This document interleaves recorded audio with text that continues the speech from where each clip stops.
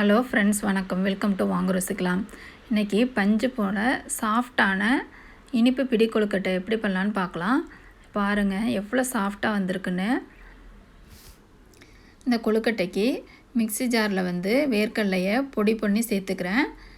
இதோட வாசனைக்காக 2 ஏலக்காய் சேர்த்துக்கிறேன். குறப்பாக அரைச்சி எடுத்துக்கணும், ரொம்ப மையாக அரைச்சிக்கணும்னு தேவையில்லை. மிக்ஸி ஜாரை ஓப்பன் பண்ணி பார்க்கலாம். இந்த அளவுக்கு குறப்பாக இருந்தால் போதும். இப்போ அடுப்பில் அடிக்கனமான வானில் வச்சுருக்கேன். அதில் 1 கப்பு அரிசி மாவு வறுத்து எடுத்துக்கலாம். கடையில் வாங்கின அரிசி மாவு தான் யூஸ் பண்ணுறேன். இடியப்பம் மாவு இருந்தால் கூட அதை எடுத்துக்கலாம். நம்ம அடுப்பை சிம்மிலே வச்சுட்டு வறுத்து எடுத்துக்கணும், கருகிடக்கூடாது. இப்போ வெள்ளை கரைசலை ரெடி பண்ணிக்கலாம். இப்போ அடுப்பில் ஒரு கிணத்தை வச்சுருக்கேன். எந்த இதால் அரிசி மாவு எடுத்தோமோ அதே இதால் தண்ணியும் எடுத்துக்கணும், வெல்லமும் அதே அளவு தான் எடுத்துக்கணும். இப்போ தண்ணியிலே அந்த வெல்லத்தையும் சேர்த்துக்கிறேன். வெள்ளைப்பாகு வரணும்னு தேவையில்லை, நமக்கு வெல்லம் தண்ணியில் கரைஞ்சாலே போதும். நல்லா கரைச்சி விட்டுட்டு ஒரு 5 நிமிஷத்துலேருந்து கட்டி இல்லாமல் கரைச்சி விட்டுட்டு நம்ம அதை எடுத்துக்கலாம்.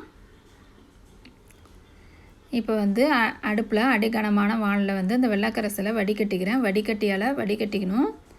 அப்படி வடிகட்டும் போது மண் தூசி இருந்தால் அந்த வடிகட்டிலே நமக்கு தங்கிடும்.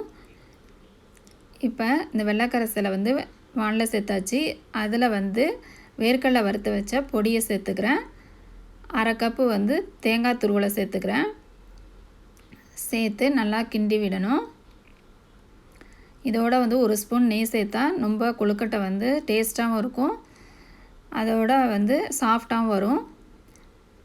அதனால் 1 ஸ்பூன் நெய் சேர்த்துட்டு கிளறி விடுறேன்.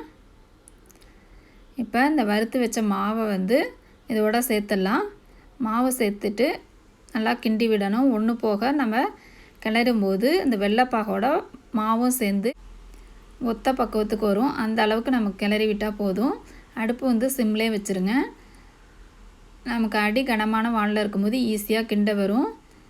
ஒரு 5லேருந்து 10 நிமிஷத்துக்கு நமக்கு அழுத்தி கிண்டும் போது மாவு ரொம்ப சாஃப்டாக வரும். சூடாக இருக்கும் போது பிடிக்க தேவையில்லை. பாருங்கள், இந்த அளவுக்கு நமக்கு வானலில் ஒட்டாமல் வரும். இதுதான் கரெக்டான ஸ்டேஜ். இந்த ஸ்டேஜில் அடுப்பை நம்ம ஆஃப் பண்ணிடலாம்.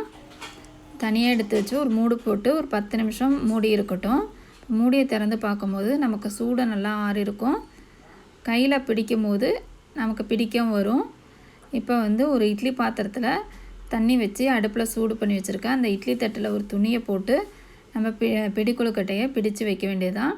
இப்படி உருண்டையே எடுத்து மாவை நல்லா 4 விரலும் பதியும் போது அழுத்தி பிடிச்சோம்னா பிடி கொழுக்கட்டை நமக்கு ரெடி ஆகிடும். இது ஒன்றோட ஒன்று ஒட்டாமல் தனித்தனியாக வச்சா வேகிறதுக்கு ஈஸியாக இருக்கும். இப்போ இட்லி தட்டை இட்லி பாத்திரத்தில் வச்சுட்டேன். மேத்தட்டை மட்டும் நமக்கு வச்சா போதும். அடித்தட்டில் வைக்கும் போது ஆவி தண்ணி பட்டு கொழுக்கட்டை கீழே கொல கொலன்னு ஆகிடும். ஒரு தட்டில் வச்சுக்கிறேன். வச்சுட்டு இப்போ மூடி போட்டு மூட வேண்டியதான். ஒரு 5லேருந்து 10 நிமிஷத்துக்கு கழித்து நம்ம பார்க்கும்போது கொழுக்கட்டை நல்லா வெந்து வந்திருக்கும்.